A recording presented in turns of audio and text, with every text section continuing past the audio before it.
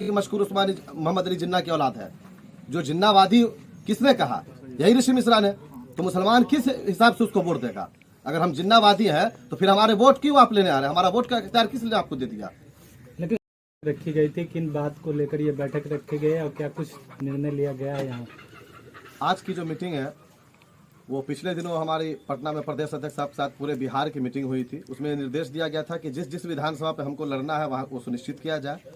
उसी के तहत आज जाले में मीटिंग रखी गई, जाले के देवरा पंधौली में, कि किस तरीके से संगठन पे आगे काम किया जाए। कार्यकर्ता मीटिंग थी, सदस्यता अभियान, आगे चुनाव जो आने वाला उस पर कैसे काम किया जाए, उस पर हम अपने कार्यकर्ता की, अपने पदाधिकारी की राय ले रहे थे। उसी के तहत आज मीटिंग रखी गई है। प्लस पिछले दिनों युवा के वर्किंग प्रेसिडेंट तारिक अनवर साहब बनाए गए हैं, उनको भी सम्मानित करना था।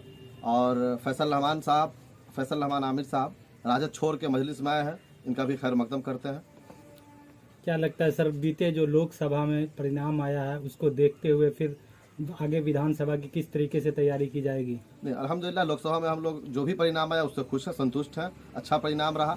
विधानसभा में हम लोग पूरी मजबूती के साथ 243 विधानसभा पर तैयारी कर रहे हैं। हर विधानसभा में हम लोग का क्राइटेरिया है कि मिनिमम 10,000 मेंबर बना रहे हैं। उसी के तहत आज जाले में प्रोग्राम मीटिंग है। कुछ लोग हैं जो भ्रामक बातें फैलाते रहते हैं, जिसमें एक बात आमतौर पे लोगों को सिखाते हैं, जो ये भाजपा की तरफ से ये लोग आए हैं और बी टीम की तरफ से काम करते हैं। क्या जवाब होगा उन लोगों को जो इस तरीके की जनता को जो गुमराह करते हैं या किसी भी तरह की भ्रामक बात फैलाते हैं? देखिए, लोगों का काम अफवाह फैलाना है, फैलाने दीजिए। लोकसभा में लोगों ने देखा कि किस तरीके से तेजस्वी यादव स्टेज से बोले कि या तो एनडीए या इंडिया। तो अगर आप भाजपा के लिए खुले मंच से वोट मांग रहे हैं तो इससे साबित हो रहा है कि आप भाजपा के एजेंट कौन है। जब भी मुसलमानों की, दलितों की, पिछड़ों की, किसी भी मजलूम तबकात की लड़ाई लड़ने की बात आई है तो सिवाय एमआईएम के बैरिस्टर असदुद्दीन ओवैसी साहब के कोई लड़ाई नहीं लड़ा। बिहार में जब कोई मामला आया, चाहे गुलनाज का हो, सनोबर का हो, बिस्फी में असगर का मामला हो, बाजपट्टी में हाफिज साद का मामला हो, सिवाय अख्तर ईमान साहब के कोई नजर नहीं आया।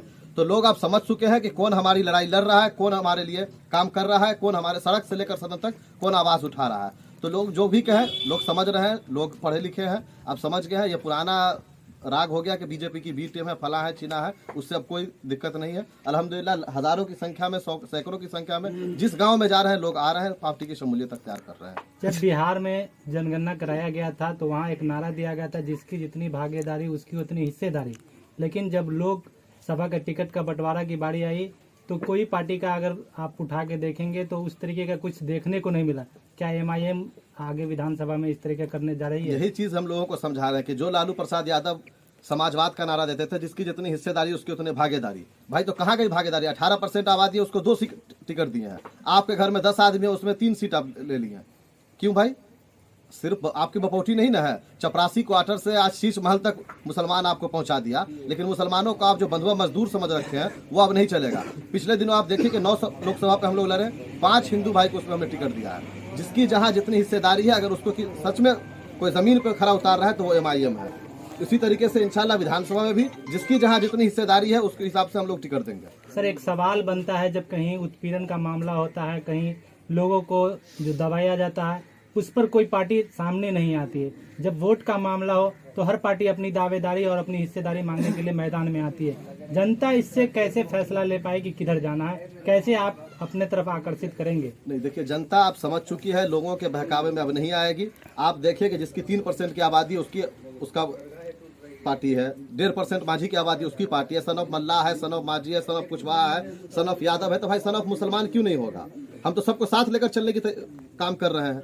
तो इसलिए आप लोग समझ चुके हैं कि दूसरे के बहकावे में नहीं आएंगे। इंशाल्लाह लोकसभा में लोगों ने वोट देकर देख लिया कि किस तरीके से लोग बहकावे में आ गए थे, लेकिन अब विधानसभा में लोग हमारे साथ जुड़ रहे हैं। आप देख लीजिए किस तरीके से सैकड़ों की संख्या में लोग आज पार्टी में शमूलियत अख्तियार की है। इससे साबित होता है कि लोग अब जाग चुके हैं और इंशाल्लाह असदुद्दीन ओवैसी साहब के हाथ को मजबूत करने के लिए सब बेताब। अच्छा सर, आपका लड़ाई किससे, इंडिया गठबंधन से है या एनडीए से है? नहीं, जाहिर सी बात है कि हमारा एनडीए से लड़ाई है। आप देखिए जो इंडिया के यहाँ के इंडिया अलायंस के कैंडिडेट बनने जा रहे हैं, पिछले चुनाव में किसने सर, सवाल तो उठता है ना कि लोग को भ्रमक फैला के, भारतीय जनता पार्टी का खौफ दिखा के, दूसरा कोई ऑप्शन न मिलने के कारण लोग उसी पार्टी को मजबूरन वोट कर देते हैं। क्या लगता है तीसरा विकल्प उभर कर आएगी एमआईएम? देखिए, लोग अब भाजपा से डरने वाला नहीं, हम डरते हैं तो सिर्फ अपने अल्लाह से।